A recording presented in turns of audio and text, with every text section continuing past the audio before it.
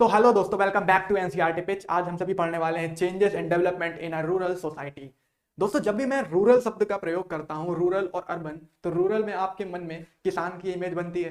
दूसरा, किसान एक जो खेती कर रहा है उसकी इमेज बनती है। दोस्तों, एक बात याद रखना कि हमारे देश में या किसी भी देश का जो किसान है उस देश की रीढ़ की हड्डी होती है, द बैकबोन ऑफ कंट्री, क्योंकि वो अन्नदाता होता है।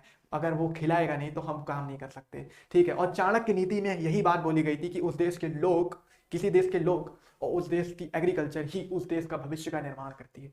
मेन भविष्य का जो बेसिक स्ट्रक्चर है वो हमारा किसान है।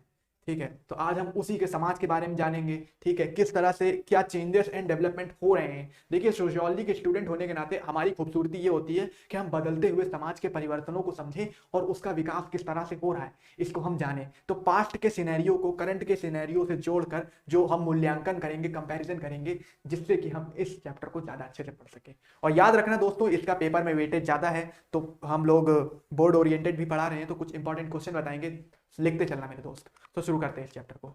दोस्तों, एग्रीकल्चर, एग्रीकल्चर शब्द का मतलब क्या होता है? एग्री प्लस कल्चर, एग्रीकल्चर शब्द में ही कल्चर छुपा है।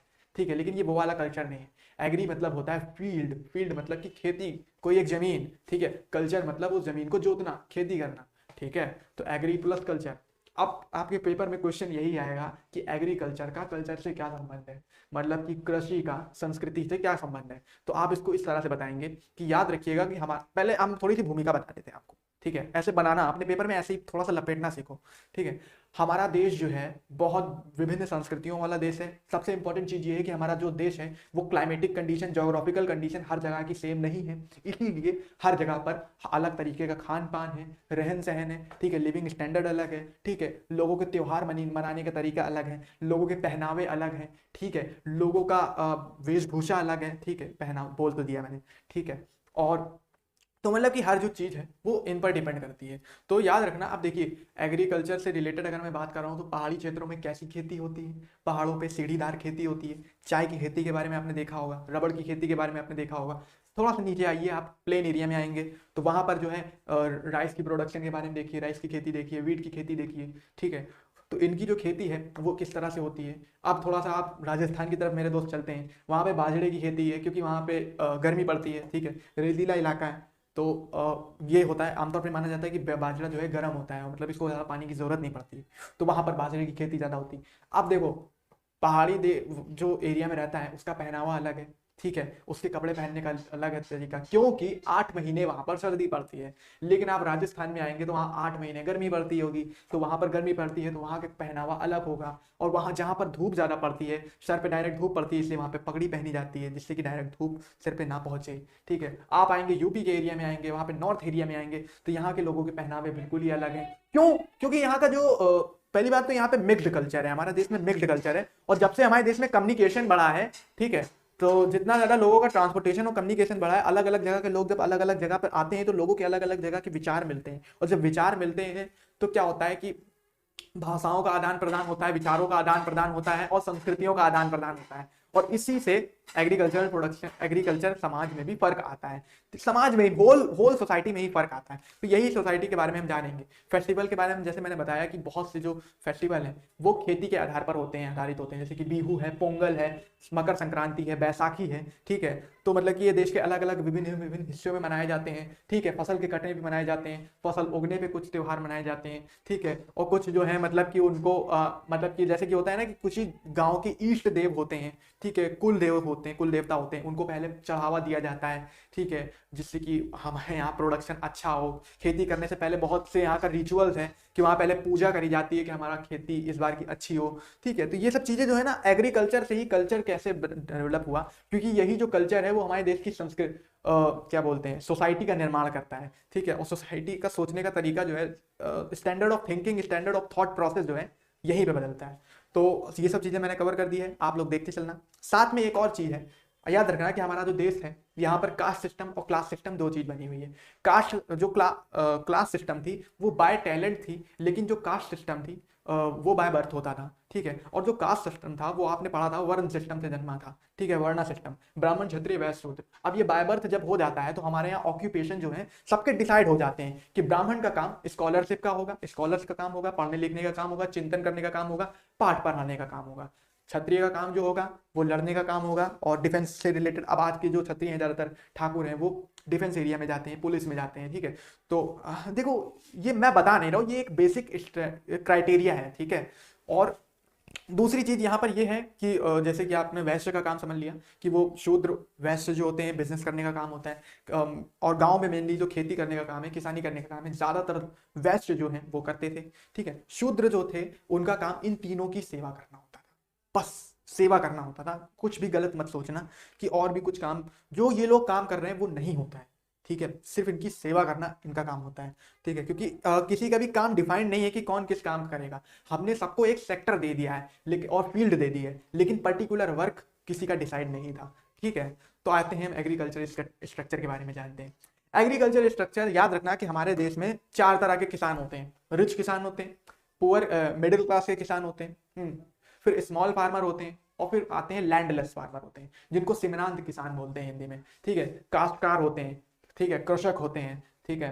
तो ये सब जो लोग होते हैं ये हमारे देश की जो हम देखो जो ये चैप्टर पढ़ने वाले हो ये पूरा लैंड के बेस पे है, लैंड के डिस्ट्रीब्यूशन के बेस पे है। अब जैसा कि मैं बताया है, मैंने कई बार बताया है कि हमारे देश की जो वेल्थ है, देश की जो टॉप 50% जो 10% जो लोग हैं, टॉप 10%, वो देश की मोस्टली जो 50 to 60% जो वेल्थ है वो होल्ड करते हैं, ठीक है। तो अगर वो जिनके पास पैसा ज़्यादा होगा उनके पास ज़मीन ज़्यादा होगी, जिनके पास ज़मीन ज़्यादा होगी उनका बिजनेस ज़्यादा होगा, जिनका बिजनेस ज़्यादा होगा उनका प्रोडक्शन ज़्यादा होगा, और जाहिर सी बात है वो अमीर हैं तो अमीर हैं, ठीक है। तो कम लोग, मैंने ये भी बताया है कि कम लोगों के पास ज़्यादा पैसा है और ज़्यादा लोगों के पास कम पैसा है, और यही इनइक्वल डिस्ट्रीब्यूशन है। और इसी तरह से कम लोगों के पास ज़्यादा ज़मीन है, ज्यादा लोगों के पास कम जमीन है, और यही लैंड का अनइक्वल डिस्ट्रीब्यूशन है, और इसी के आधार पर हमारी एग्रीकल्चर स्ट्रक्चर बना हुआ है। तो एग्रीकल्चर स्ट्रक्चर में लैंड होल्डिंग है, जैसे कि मैंने बता दिया, ये सब चीजें कवर हो चुकी हैं। डिस्ट्रीब्यूशन, अब इसमें आगे बहुत सी चीजें हैं, उसको मैं आगे कवर करूंगा, जैसे कि जमींदारी सिस्टम है, महल वाली सिस्टम है, रैयत वाली सिस्टम है, ठीक है, जजमानी सिस्टम है, जैमिंग सिस्टम इसको बोलते हैं इंग्लिश में, ठीक है। तो ये सब चीजें कवर कर लेना, छोटे छोटे टर्म्स रहेंगे वो आपको आगे काम आएंगे। पोजीशंस ऑफ वुमेन, देखिए मैंने हमेशा से एक चीज ये कवर करी है कि किसी भी देश में हमेशा 2 तरह के लोगों के साथ ज्यादा एक्सप्लॉयटेशन होता है। पहला महिलाओं के साथ, और दूसरा उस देश की लोअर कास्ट के साथ, लोअर क्लास के साथ, ठीक है, या लोअर पीपल जो इकोनॉमिकली या पॉलिटिकली या सोशली वीकर हैं। सबसे ज्यादा इंपॉर्टेंट है वो इकोनॉमिकली वीकर हैं, उनके साथ सबसे ज्यादा भेदभाव होगा। तो अब जैसे कि हमारे यहाँ समाज में प्रॉपर्टी राइट जो है महिलाओं को ज्यादा नहीं है, ठीक है, कॉन्स्टिट्यूशन में है, लेकिन सोसाइटल रूप में जो है आज भी महिलाओं को अगर अगर सच बताऊं तो अगर कॉन्स्टिट्यूशनल राइट ना होता और लोगों महिलाओं में ये अवेयरनेस ना रहती कि महिलाओं को भी अपनी जो जमीन का हिस्सा है वो मिल सकता है, केवल बेटों में ही नहीं बंटनी चाहिए, तो सच बताऊं तो वुमेन्स के पास खुद के कुछ राइट नहीं होते, और वुमेन्स को कोई भी इंडिपेंडेंट बनता नहीं देखना चाहता है, ठीक है। और कोई भी ये नहीं चाहता है कि वुमेन लैंड को ओन करें, ठीक है, मतलब कि लैंड की हकदार हो, असली मार्केट बने। क्योंकि हमारा जो देश है और हमारे देश की जो मानसिकता है वो पैट्रियार्कियल मानसिकता है, ठीक है, पितृवंशीय समाज है जो हमारा प्राचीन काल से अभी तक रहा है, ठीक है। और ज़्यादा इसके डीप में नहीं जाते हैं, ठीक है, ठीक है। क्लास एंड कास्ट का structure in rural areas inter related. देखो जो अपर कास्ट वाले होंगे वो अपर क्लास के होंगे, लोअर कास्ट वाले होंगे वो लोअर क्लास के होंगे। क्यों होंगे? क्योंकि हमने वर्णा सिस्टम से कास्ट सिस्टम में जब हम आए, ट्रांसफॉर्म किया, तो हमने सबका पर्टिकुलर वर्क डिसाइड कर दिया। अब जब हमने डिसाइड कर दिया है कि जो शूद्र है उसका काम सिर्फ हमारी सेवा करना है, तो हमारी सेवा करके वो हमारे से आगे कैसे निकल सकता है? खुद सोचो कि जो हमारा नौकर है वो मालिक से कैसे आगे निकल सकता है जब वो मालिक की सेवा करेगा, तो ठीक है। तो इसीलिए वो लोअर क्लास में आ जाएगा। क्यों? क्योंकि उसके वो इकोनॉमिकली वीकर होगा। और इकोनॉमिकली वीकर क्यों होगा? क्योंकि वो सोशली वीकर है, ठीक है। तो यही रिलेशन है, बहुत ही मुझे लग रहा है कि आपको कनेक्ट हो रहा है जहां तक। अगर जहां भी ऊपर जाए प्लीज कमेंट कर दीजिएगा आप। अब देखिए डोमिनेंट कास्ट के बारे में यहाँ पे है, प्रॉपर्टी कास्ट के बारे में है, जमींदारी सिस्टम है। जमींदारी सिस्टम एक अलग है, इसको ज्यादा बाद में हम कवर करेंगे। Dominant caste, M N Srinivas का नाम हमारे देश के इंडियन सोशियोलॉजी में गोल्डन वर्ड से लिखा जाने वाला शब्द है। ऐसा इसलिए क्योंकि यही उस जब हमारे देश में सोशियोलॉजी का कोई नामो निशान नहीं था, तब एम एन श्रीनिवास मतलब कि वाद विवाद करते थे, चर्चाएं करते थे रशिया में, यूरोप में, अमेरिका में, ठीक है। और इनकी जो चर्चाएं होती थी वो मार्क्सिस्ट लोगों से, कम्युनिस्ट विचारधाराएं, सोशलिस्ट विचारधाराएं, कैपिटलिस्टिक आइडियोलॉजी वाले जो लोग थे उनसे, मतलब कि इंडिया में, मतलब ऐसा लगता था कि इंडिया में सोशियोलॉजी का मतलब एम एन श्रीनिवास है, ठीक है, तो उन्होंने ही डोमिनेंट कास्ट की अवधारणा दी, और डोमिनेंट कास्ट में इन्होंने ये बताया कि जो अपर कास्ट वाले थे वो अपर क्लास के हो गए, और जब अपर क्लास के लोग होंगे तो वो ज्यादा लैंड को होल्ड करेंगे, जैसा कि मैंने बताया। अब देखो एक बात याद रखना, एक स्पेशल माइनॉरिटी वाला टर्म आता है, ठीक है। स्पेशल माइनॉरिटी ऐसी माइनॉरिटी होती है जो संख्या में तो कम होती है, लेकिन अपने जो क्या कहते हैं कि उसको होल्डिंग में इकोनॉमिकली और सोशली जो होता है उसका दबदबा ज्यादा होता है। कास्ट कैसे बन जाती है,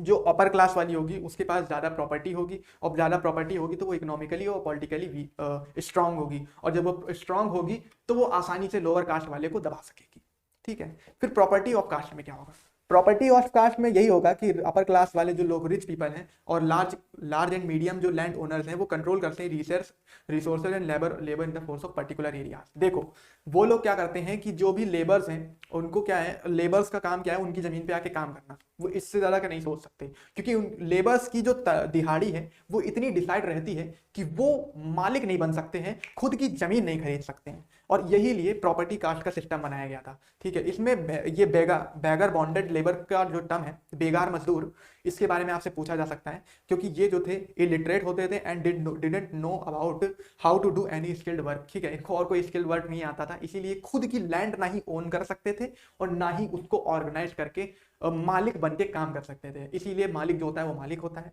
और जो नौकर होता है वो नौकर होता है, ठीक है। तो अब देखो एक यहाँ पर परिवर्तन आता है, वो हरित क्रांति के बाद, चलो मैं बाद में बताऊंगा। जमींदारी सिस्टम के बारे में आप समझ लो।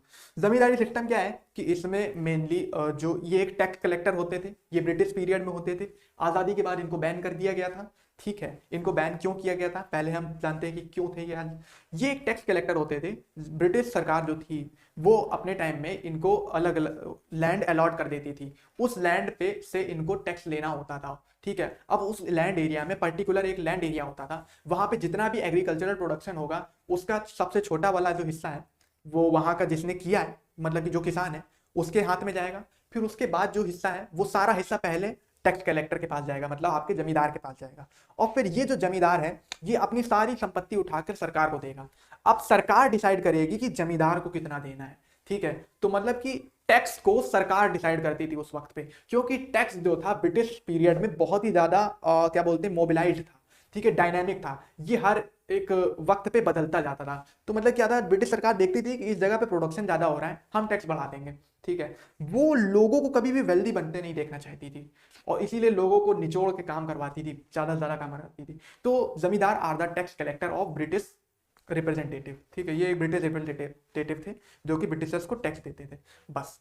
फिर यही जो जमींदारी सिस्टम है, ठीक है। अब देखो जमींदारों पे भी ये दबाव रहता था, अब ब्रिटिश सरकार ने कह दिया कि हमें इस प्रोडक्शन पे कम से कम 20% का टैक्स चाहिए। अब क्या है कि जमींदार ये सोचेगा कि मैं ज्यादा से ज्यादा प्रोडक्शन करवा लूं, अगर मैं ज्यादा से ज्यादा प्रोडक्शन कराऊंगा तो बाकी बचा 80% का हिस्सा है उसका एक, उसमें से उसका जो एक बड़ा हिस्सा है वो मैं अगर इन लोगों से ज्यादा काम कराऊंगा तो उसका 80% में का मान लीजिए 40% तो मेरी जेब में चला जाएगा और बाकी 30% जो है उनकी जेब में चला जाएगा।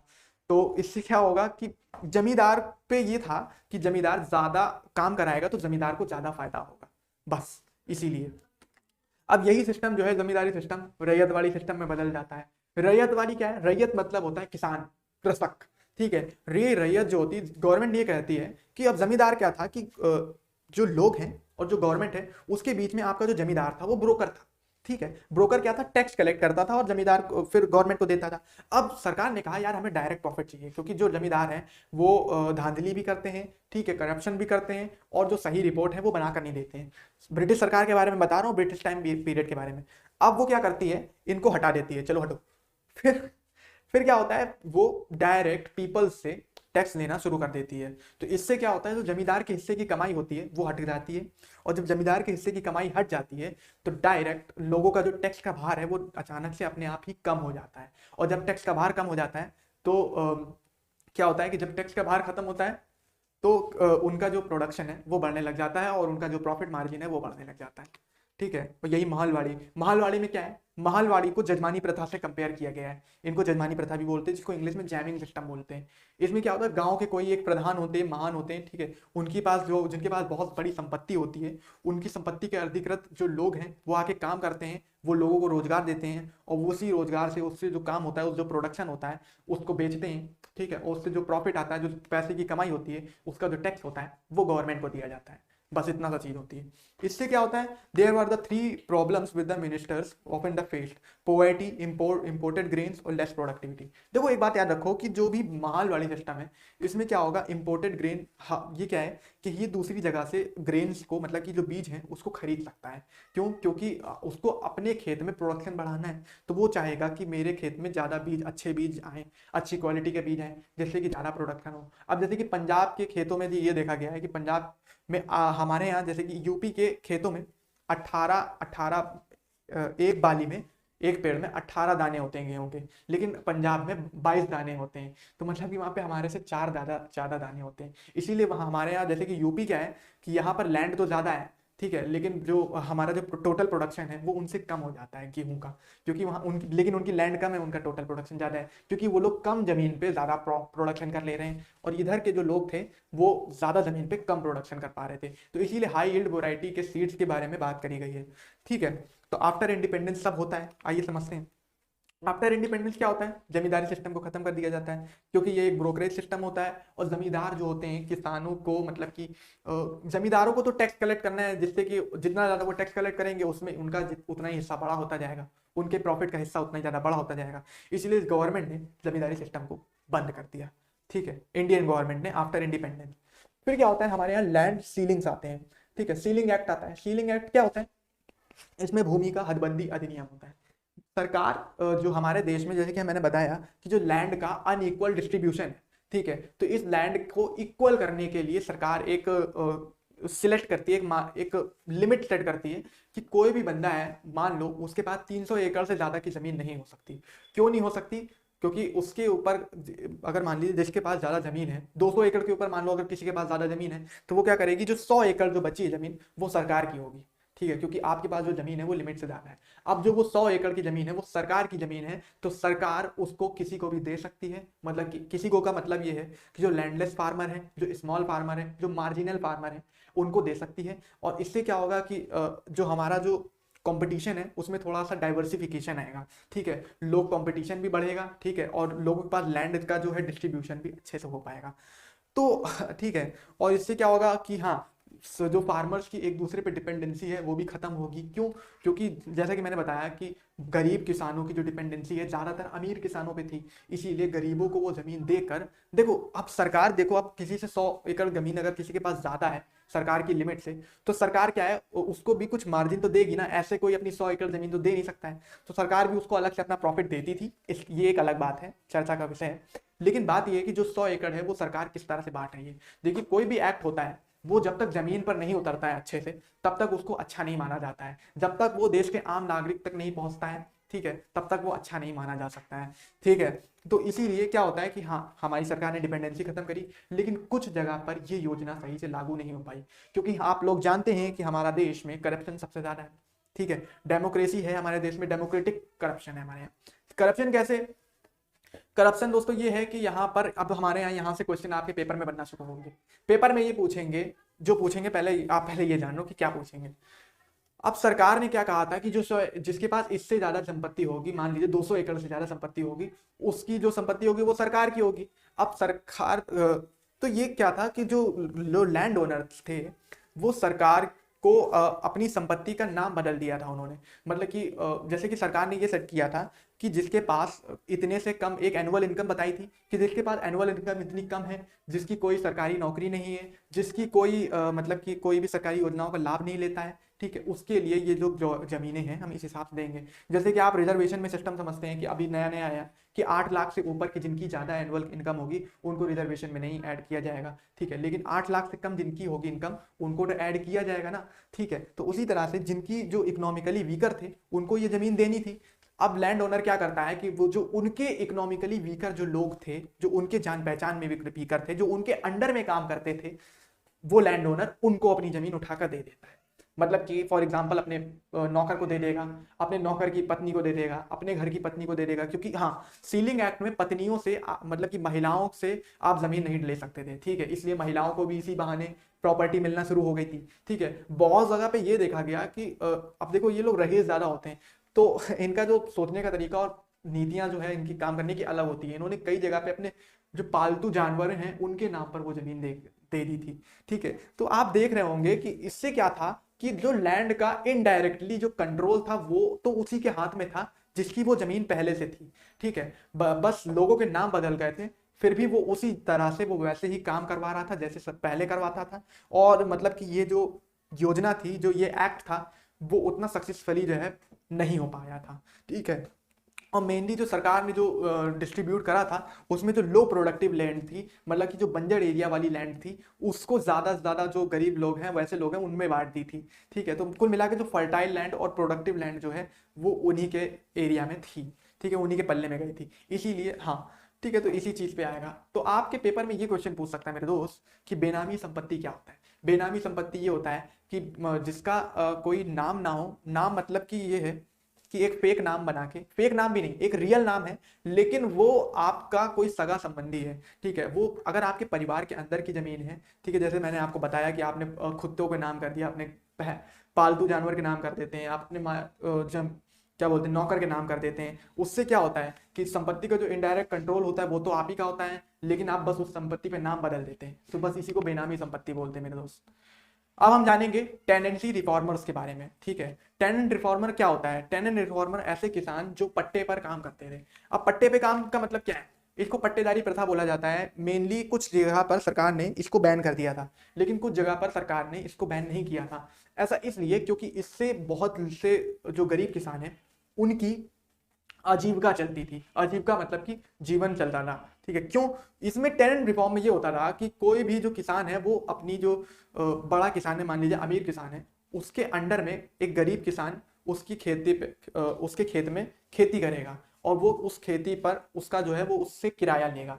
तो ये किराए पर की जाने वाली खेती थी, किराए पर की जाने वाली उस खेत की मजदूरी थी। ठीक है, और इसी को टेनेंट्स बोला जाता है। ठीक है, तो गवर्नमेंट ने बस इतना ये कहा कि गवर्नमेंट ने ये कहा कि इनका जो प्रॉफिट है वो मार्जिन जो है सिलेक्ट होना चाहिए। इनकी जो मजदूरों की दिहाड़ी है वो हमारी कम से कम अगर मान लीजिए 300 से 400 रुपए तो होनी ही चाहिए। ठीक है, तो ये उनके मालिकों से डिसाइड हुआ था। और जमीन पे जितना प्रॉफिट होगा वो दोनों लोगों में कितना बंटना चाहिए ये सरकार ने डिसाइड करा था कि जो मान लीजिए अगर प्रॉफिट होगा, एक फॉर एग्जाम्पल, तो 100 में से जो है 60% जो हिस्सा है, 60% हिस्सा जो है मालिक के प्रॉफिट में जाएगा और 40% जो हिस्सा है प्रॉफिट का उसके जो जिसने काम किया है किराए पे उसके हाथ में जाएगा। ठीक है, तो मतलब कि प्रॉफिट का डिस्ट्रीब्यूशन हुआ। ठीक है, और मतलब कि प्रोडक्शन का डिस्ट्रीब्यूशन हुआ, और जिससे कि क्या होता है कि लैंड का जो है का इससे प्रोडक्टिविटी भी बढ़ती है, लोगों को रोजगार भी मिलता था। बस सरकार ने इसको थोड़ा सा नजर में लाकर जो गरीबों के साथ जो वो हो रहा था, बेवकूफ बना दिया जाता था और कम दिहाड़ी दी जाती थी, बस उसको सरकार ने सुनिश्चित किया था। बस यही टेनेंट्स रिफॉर्म थे।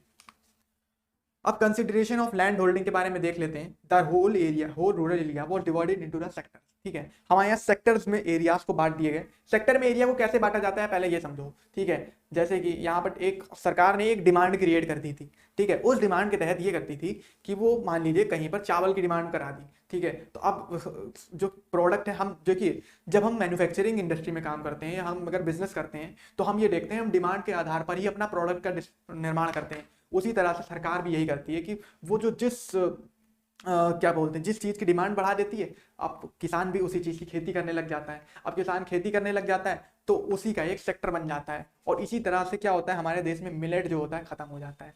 देखो मोटा अनाज आज के समय में आपने अगर सुना हो, आप अगर थोड़ा अवेयर हो, तो मोटे अनाज को हमारी जो गवर्नमेंट है वो बहुत ज्यादा प्रमोट कर रही है। ऐसा इसलिए क्योंकि ये जो है अंकुरित भोजन होता है। ठीक है, इससे हमें न्यूट्रिशन ज्यादा मिलता है, और न्यूट्रिशन मिलने के साथ ही साथ जो है हमारा, आपने जैसे देखा होगा इस बार जो पिछले साल हमारा जो हंगर इंडेक्स आया उसमें इंडिया की जो रैंकिंग थी वो बहुत ही ज्यादा लोअर पे थी।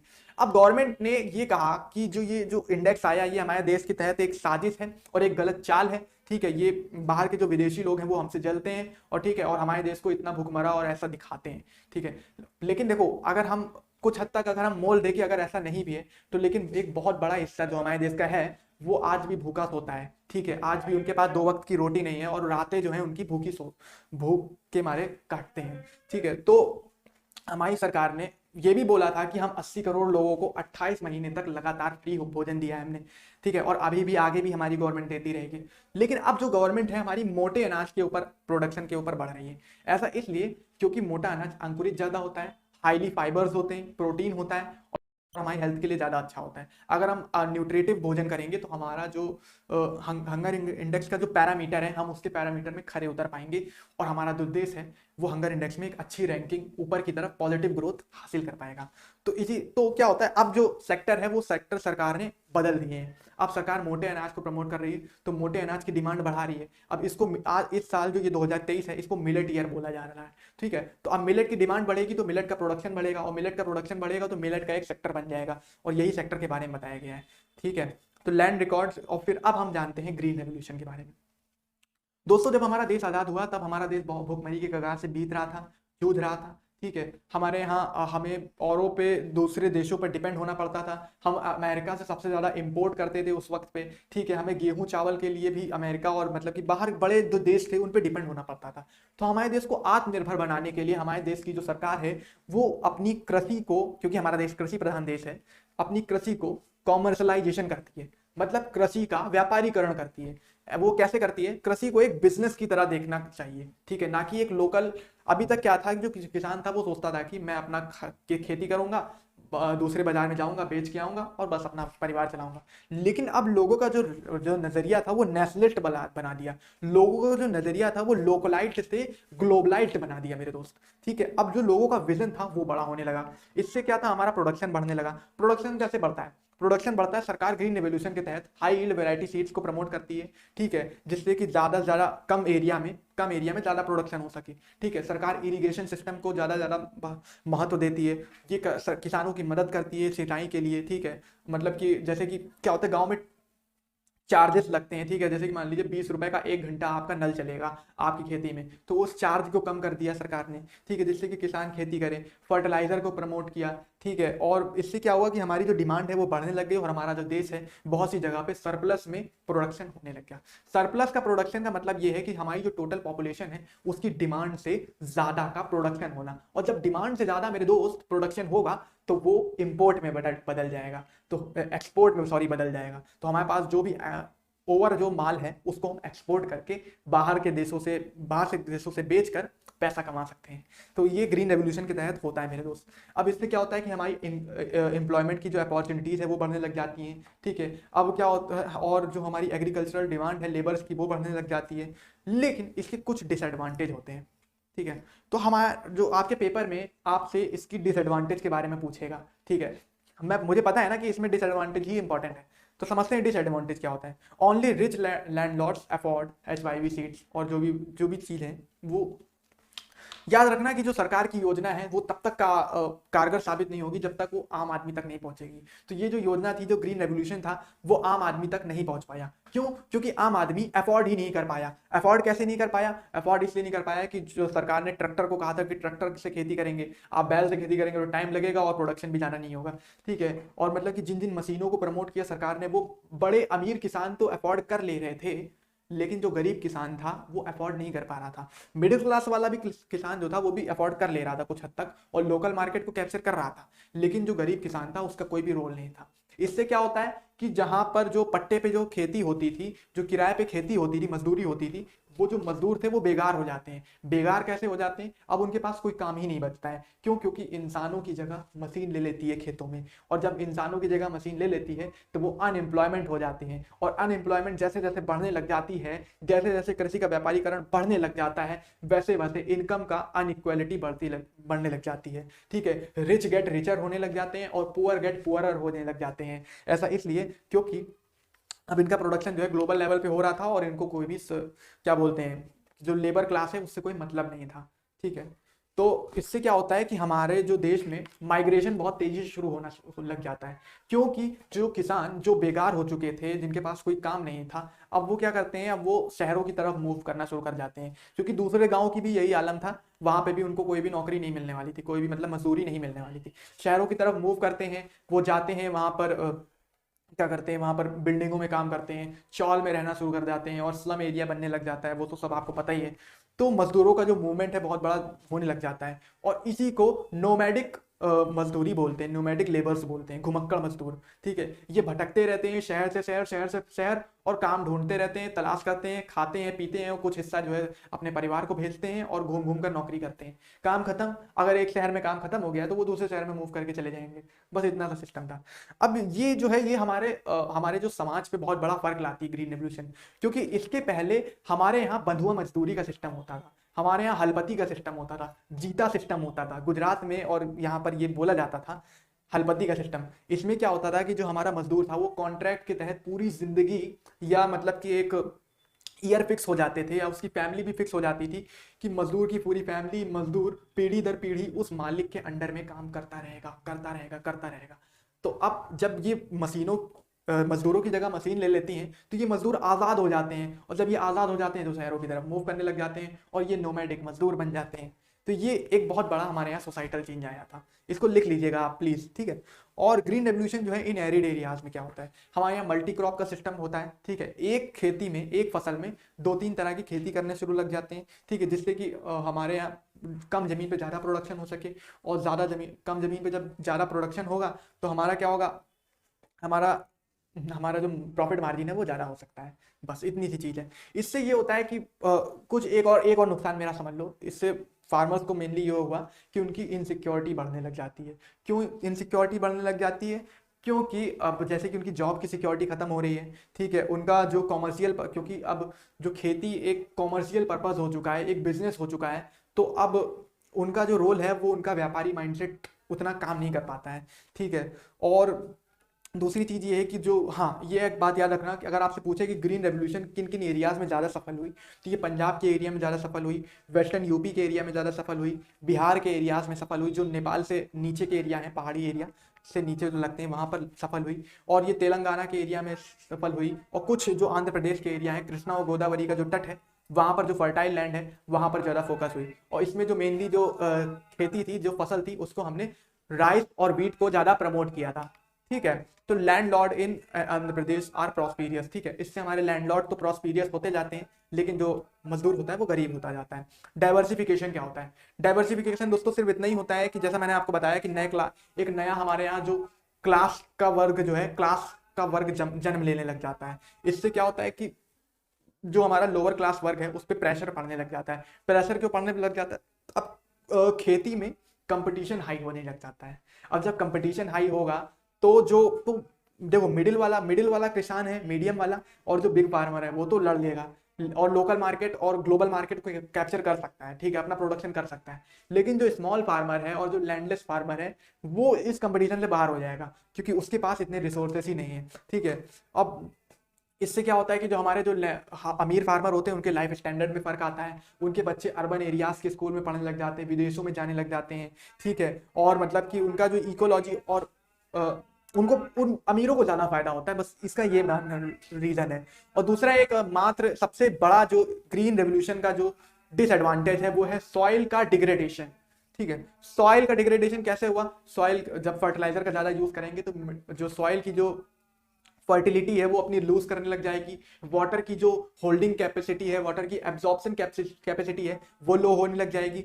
हमारी जो ऑर्गेनिक फार्मिंग है, जो हम पहले जिस तरह से खेती करते थे, जिस तरह से मैन्योर बना के खेती करते थे, वो जो है लोग रिफर नहीं करेंगे, क्योंकि देखेंगे कि हम फर्टिलाइजर से ज़्यादा प्रोडक्शन कर सकते हैं, तो अब उनको प्रोडक्शन और व्यापारिक नजरिया अब उनको दिखने लग जाता है। लेकिन अब लैंड की कदर नहीं होती है, और अब तो ये कहा जाता है कि हमारे पास मुश्किल से 10 से 20 बार ही अपनी जमीन पर खेती कर सकते हैं। इसके बाद ये जमीन जो है बंजर हो जाएगी, या ये जमीन उतना प्रोडक्शन नहीं कर पाएगी जितना पहले कर पाती थी। तो हमारी जो सॉइल का डिग्रेडेशन है वो बहुत तेजी से होता जा रहा है, और ये सिर्फ और सिर्फ ग्रीन रेवोल्यूशन के द्वारा हो रहा है, ठीक है मेरे दोस्त।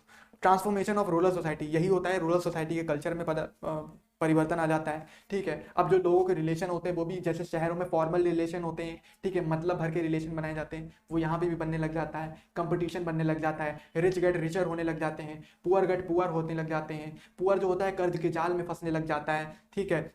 और इससे भी बहुत सारी चीज़ें आती हैं, ठीक है। गवर्नमेंट और जो हमारी यहाँ हेरिडेटरी रिलेशनशिप होने लग जाता है। हेरिडेटरी मतलब समाज में हायरार्की जो है नई तरह से डेवलप होने लग जाती है। पहले जो हायरार्की थी वो कास्ट बेस्ड हायरार्की थी, लेकिन अब जो हायरार्की है वो क्लास बेस्ड बन जाती है मेरे दोस्त, ठीक है। अब वर्ग आधारित बन जाती है, इकोनॉमी आधारित हो जाती है। और इकोनॉमी हमारे सोशल स्टेटस को ज़्यादा मेन रोल अदा करती है। ठीक है, केरल और बिहार, हाँ एक चीज आप याद रखना, मिक्स्ड इकोनॉमी का क्या सिस्टम होता है। मिक्स्ड इकोनॉमी में एक ऐसी इकोनॉमी, इसको हमेशा से, अब हमारा जो देश है एक मिश्रित इकोनॉमी के रूप में जाना जाता है। क्यों? क्योंकि हम किसी एक बेसिक उस पर नहीं फोकस करते हैं कि हम उसी चीज का प्रोडक्शन करेंगे, उसी चीज का डेवलपमेंट करेंगे। मतलब कि हमारे यहाँ कोई अब फील्ड डिसाइड नहीं है, हम हर चीज़ का प्रोडक्शन करते हैं, हर चीज़ पे डेवलपमेंट करते हैं, हर चीज़ में हमारे यहाँ परिवर्तन आ रहे हैं लगातार। ठीक है, अब मिक्स्ड इकोनॉमी में क्या होता है मेरे दोस्त, बहुत से लोग हैं वो सर्विस सेक्टर में काम करते हैं, बहुत से लोग हैं वो कॉर्पोरेट सेक्टर में काम करते हैं, बहुत से लोग हैं एग्रीकल्चर सेक्टर में काम करते हैं। तो ये हमारी एक मिक्स्ड इकोनॉमी है और इसमें अलग अलग तरीके से लोगों के रोजगार के जो अवसर हैं वो बन रहे हैं। ठीक है, और ऐसा नहीं है कि हमारे यहाँ अनएम्प्लॉयमेंट है। अगर नौकरी ढूंढेंगे तो नौकरी सही में है, बहुत सारी अनएम्प्लॉयमेंट की जो अपॉर्चुनिटीज़ है वो बहुत ज़्यादा है, बट वो वेल्दी एरिया में ज़्यादा देखने को मिलती है, ना कि लोअर एरियाज़ में। और जो लोअर वेल्दी है, जैसे कि आप उड़ीसा और छत्तीसगढ़ के जो ट्राइबल एरियाज़ में जाएंगे, वहाँ पे एम्प्लॉयमेंट की जो अपॉर्चुनिटीज़ है वो बहुत कम है।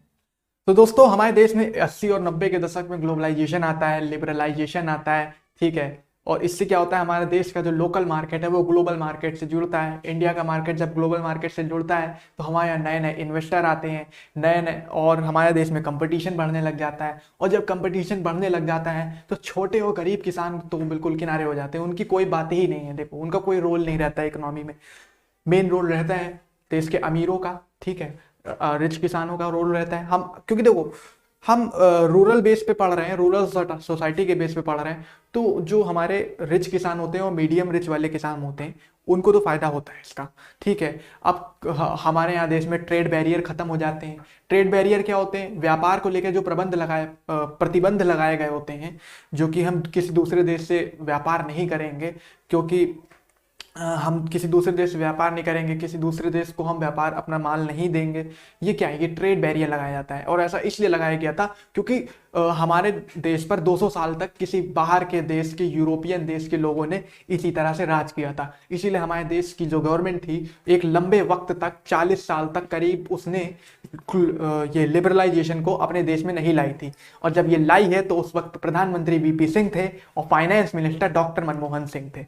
ठीक है, तो WTO का रूल्स एंड रेगुलेशन हमारे यहाँ फॉलो होते हैं। ठीक है, टैक्स को लेकर, प्राइस को लेकर, ठीक है, एक प्राइस सेट कर दिया जाता है इंटरनेशनल मार्केट में। इंटरनेशनल मार्केट में आपको पता होगा कि डॉलर में व्यापार सबसे ज्यादा होता है। 40% दुनिया का जो व्यापार है वो डॉलर में होता है। तो इसलिए क्या होता है, एक प्राइस सेट कर लिया जाता है।